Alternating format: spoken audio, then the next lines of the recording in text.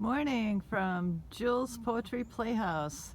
We have our regular front door and we now have our separate side entrance so you can come back and enjoy maybe a walk with Labyrinth. You can go right through the gate and it's a beautiful morning in Placitas, and you can come out here. We've got our cottonwood tree, the birds are out, and we have the Labyrinth.